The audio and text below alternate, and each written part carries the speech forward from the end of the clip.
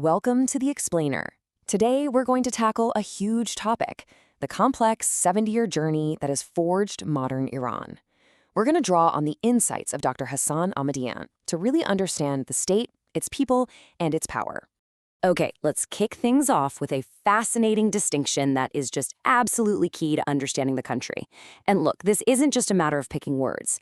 It's about recognizing that Iran's national identity is built from a mosaic of diverse groups, not one single uniform culture. All right, so here's how we're going to break this down. We're going to journey through 6 key periods to see how this complex nation was formed, from its internal makeup to its, well, kind of lonely and defiant position on the world stage. So first up, let's really get our heads around this foundational idea. Iran is not a monolith. It's a rich tapestry of different groups that have been woven together over thousands of years. And this chart just lays it all out so clearly. Yeah, Persians are the majority, and their language, Farsi, is what ties everyone together. But you've also got huge populations like the Azeris up in the northwest, the Kurds in the west, and the Baloch out east. This internal mosaic, this collection of peoples, that's what really makes up the Iranian nation. So the big question is, how did this nation get to that world-shaking moment in 1979? Let's rewind to the years leading up to the revolution and see how it all built up. You know, the roots of this revolution go way back, but if you have to point to one single event, it's gotta be the 1953 coup.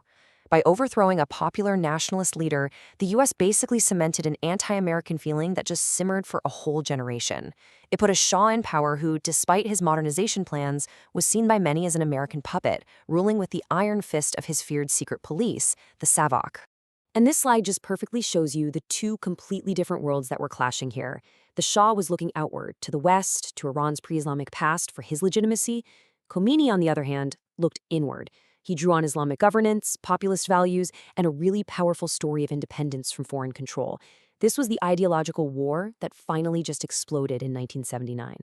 Okay, so the revolution wins. But the new republic? It was basically thrown straight into the fire, tested by brutal power struggles inside the country and a devastating foreign invasion that would end up defining it for decades to come.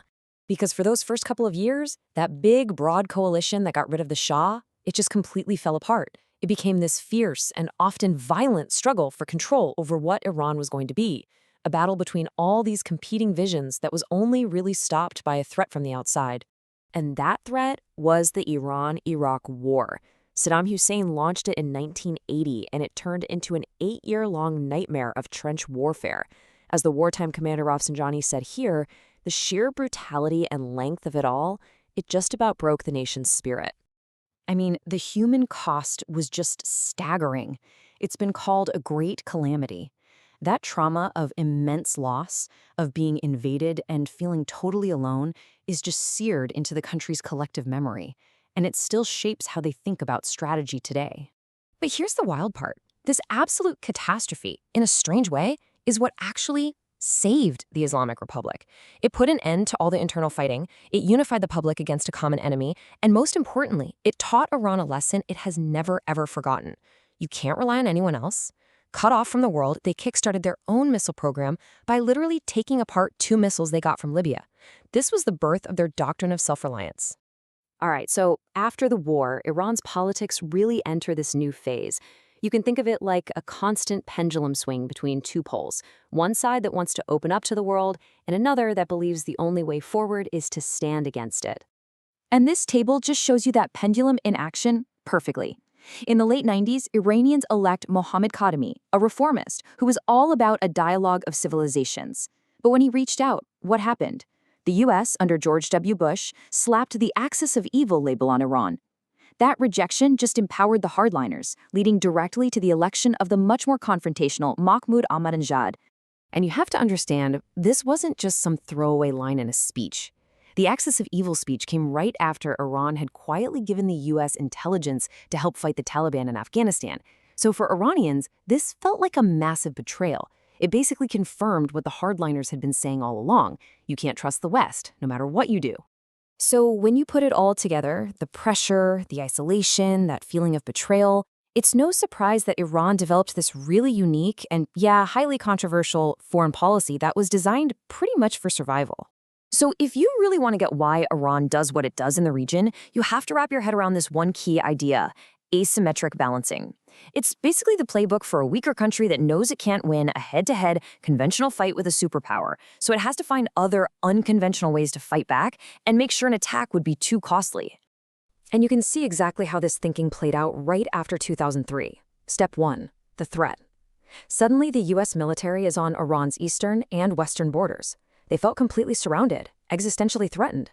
Step 2. The imbalance. They knew they couldn't match American firepower. So, step 3 and 4. They invest in a network of regional allies, what they call the axis of resistance, as a kind of forward defense. It's a way of sending a message. If you attack us, the entire region will be set on fire. And that brings us to Syria. Iran's intervention there, which was hugely controversial, makes perfect sense when you look at it through this strategic lens.